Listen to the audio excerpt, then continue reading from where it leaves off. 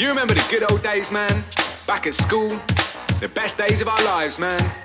No work, no stress, no pressure, not a care in the world. You remember them days, man? Yeah, me neither.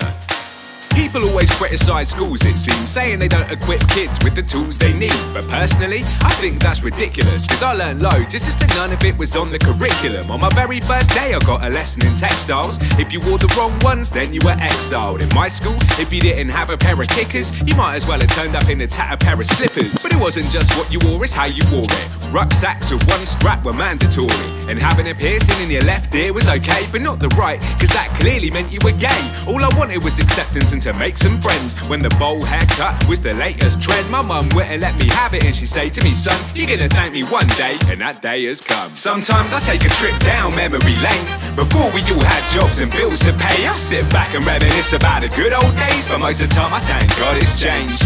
Sometimes I take a trip down memory lane. Before we all had jobs and bills to pay, I sit back and reminisce about the good old days, but most of the time I thank God it's changed.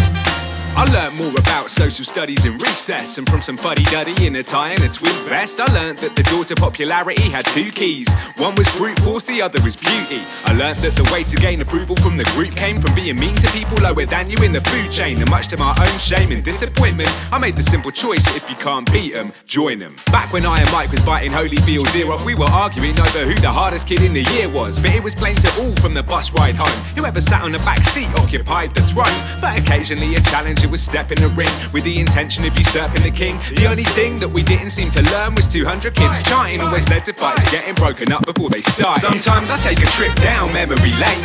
Before we all had jobs and bills to pay, I sit back and reminisce about the good old days, but most of the time I thank God it's changed. Sometimes I take a trip down memory lane. Before we all had jobs and bills to pay, I sit back and reminisce about the good old days, but most of the time I thank God it's changed. I didn't learn about sex in a biology lab. Most of my knowledge came from a pornography mag. Back when random boners were a constant fear. Would you like to come to the front? No, really, I'm cool here. And as if puberty wasn't hard enough to manage, I got my first taste of heartache and anguish. My first relationship lasted 2 days, and it's still one of my top 5 most painful breakups to date. All the hotter girls dated older guys who could already drive, and I swear we're like 25. I couldn't wait to be as old as these people, but now I look back like, was that shit even legal? But all in all, it wasn't so bad, apart from the slang and the vocab, the hair and the clothes fads, the pressure, the smoke bags, the fights and the romance. In fact, screw that place, I never want to go back. Sometimes I take a trip down memory lane. Before we all had jobs and bills to pay, I sit back and reminisce about the good old days, but most of the time I thank God it's changed. Sometimes I take a trip down memory lane. Before we all had jobs and bills to pay, I sit back and reminisce about the good old days, but most of the time I thank God it's changed.